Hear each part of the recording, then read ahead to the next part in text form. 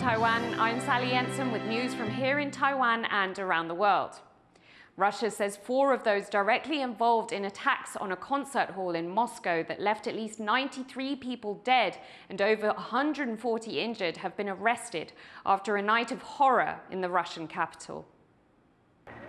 Bodies strewn across the ground. These are the scenes of chaos outside Moscow's burning Crocus City concert hall.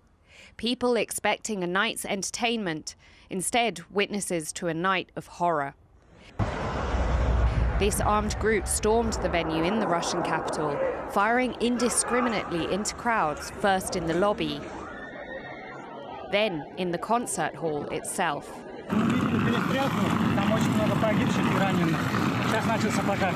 Я ей ответил, она прочитала сообщение, и следующего сообщения уже не прочитала.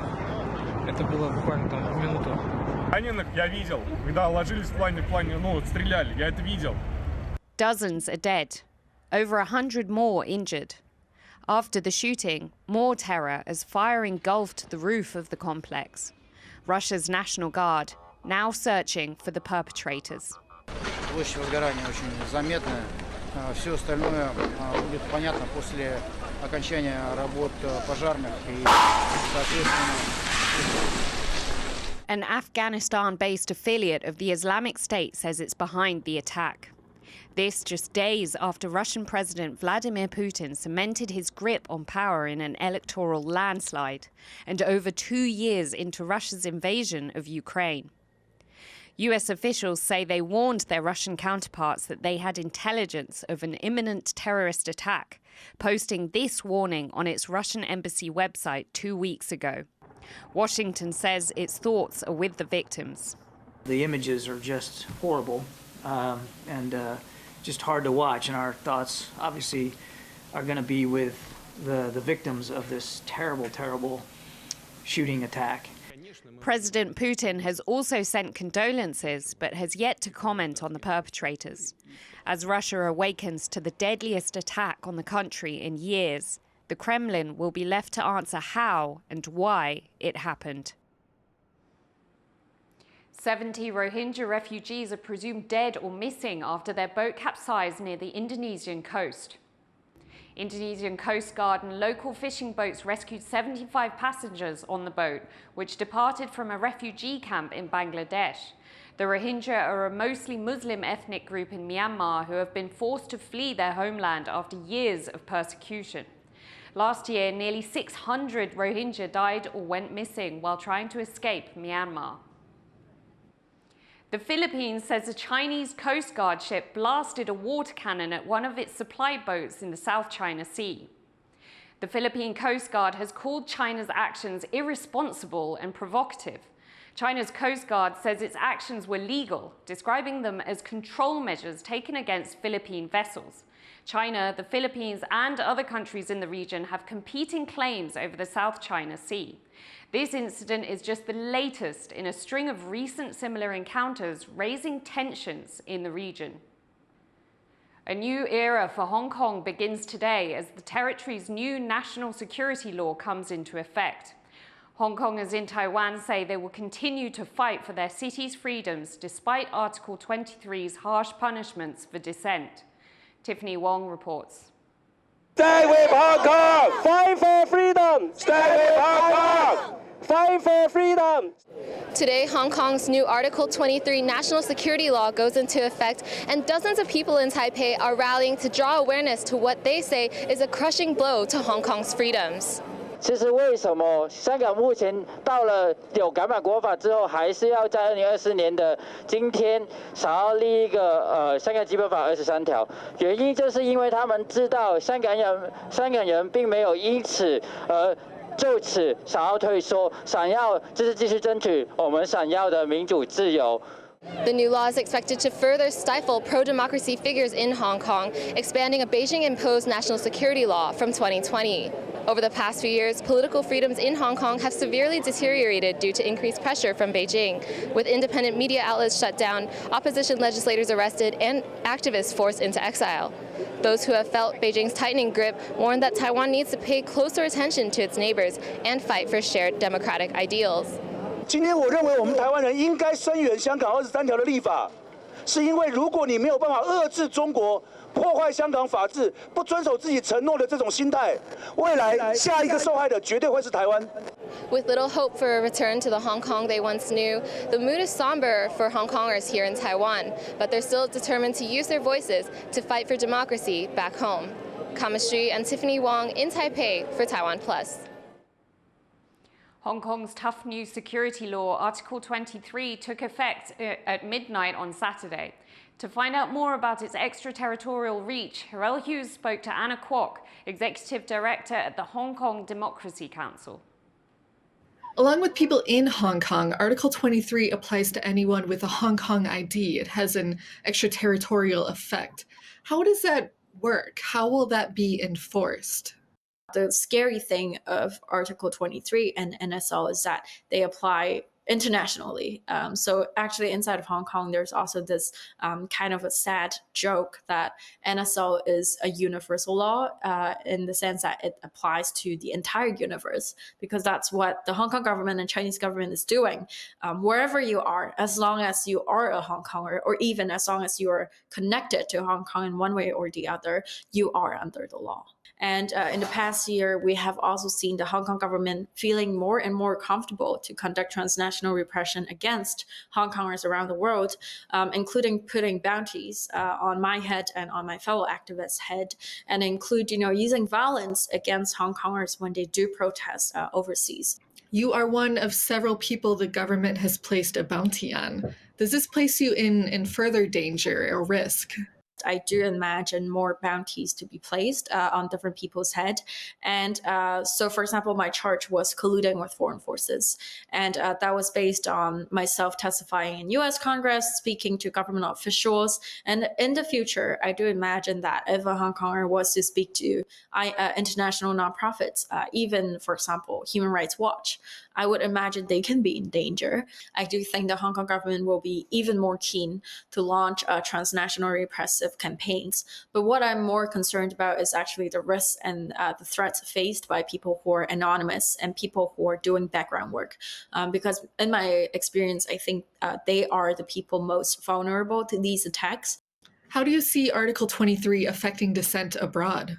I definitely think that the advocacy work we have all been doing would go a bit more underground than we used to see in the past few years, considering the risks that people have to face. And at the same time, I do fear and I do worry about the break of trust between communities, because a huge part of Article 23 is also how people's ties will be closely monitored. So I do think there will be an effect and impact of peer surveillance happening within the community, and that will actually have a chilling effect on Hong Kongers who still feel dissent against the government. And what would you say to people worried about the reach of this law, people in Taiwan? So today in 2024, we can see that Chinese Communist Party is very determined to expand their sort of authoritarian control, not only inside of China, but also to other territories around the world. So I do urge Taiwan people, as well as the international community, to protect Taiwan, to remember that Taiwan must not lose itself to China, and to remember China's threat every single day, to remember China's threats every single day, that China is determined to take over other countries' sovereignty, and we must not allow that to happen. That was Harel Hughes speaking with Anna Kwok, Executive Director at the Hong Kong Democracy Council. Taiwan's Economy Ministry has announced electricity price hikes coming into effect in April. The hikes come as state-owned electricity supplier Taipower reported a deficit of over $12 billion at the end of 2023 and is projected to lose another $5 billion this year. Electricity prices will increase between 3 to 10% for residential customers and between 7 to 25% for industrial customers to account for their higher consumption. New information has come to light about the suicide of a presidential office military guard. It reveals a dire shortage of manpower. The pressure is now on Taiwan's defense ministry to protect its officers. Joyce Zheng has the latest. Grim new details about an armed military police officer who died by suicide earlier this month while guarding Taiwan's presidential office. Duty logs show that the private first-class surnamed Gu worked a grueling schedule that didn't include Defense Ministry mandated breaks for days in a row, leading up to his fatal self-inflicted gunshot. Some former officers are speaking up after the incident about what they had to endure to protect Taiwan's top office. 正常会是到1到2班啊，除非没人的话，基本上会是到3班。站过这个人就是3班左右，3班加待命班，所以这样总共就是4班。对啊，其实国军的规定其实就会有一些漏洞在里面。 As for Private First Class Gu, on one of the days leading up to his death, he worked 6 shifts. On other days, he had as few as 2 hours rest between shifts. Defense Ministry rules say officers should rest 6 hours between 2-hour shifts. The ministry has admitted they are short on officers and says they're trying to find solutions. 是官兵勤务，因人力状况需精进调配之处，本部正进行审视研讨。 This isn't the first time a soldier has fatally injured himself while posted at the presidential office. In 2012, a private shot himself with his rifle at the front gate. With a change of presidents from Tsai Ing-wen to Lai Ching-te set for May, the pressure's on the Defense Ministry to protect Taiwan's head of state and the people keeping them safe. Klein Wong and Joyce Zhen for TaiwanPlus. Hundreds of thousands are joining the culmination of a days-long religious procession in Taiwan. Matsu, a Buddhist Taoist folk deity, was carried on a sedan chair hundreds of kilometers from Beigan on the country's west coast to Beigan in the center. Record numbers of tourists and worshippers have joined the annual pilgrimage this year. Matsu will return home to Beigan on Sunday. Thousands of runners are in Taiwan's outlying islands for an annual marathon. Our reporter Bryn Thomas is there to meet with the athletes braving rain and hills on a whopping 50-kilometer run. It's a dreary day here in Taiwan's outlying Matsu Islands, but that isn't stopping these athletes. Many of them flew in from Taipei yesterday, woke up early this morning, and have been racing for the last few hours. They're taking part in the annual Matsu Beigan Ultra Marathon, which is made up of several different races. One lap around the island is 12.5 kilometers, 2 laps around the island is 25 kilometers, and 4 laps is a whopping 50 kilometers. Now it's this distance, these hills, and this weather that makes this marathon ultra. It's considered one of the hardest races on earth. 第一次来北港跑，然后真的有够硬，真的，因为我之前去年有去跑我们南港马，那这边的坡度真的是很硬。And I thought that was even harder than the Taipei Marathon. I mean, 3,000 feet of elevation gain was just absolutely crazy.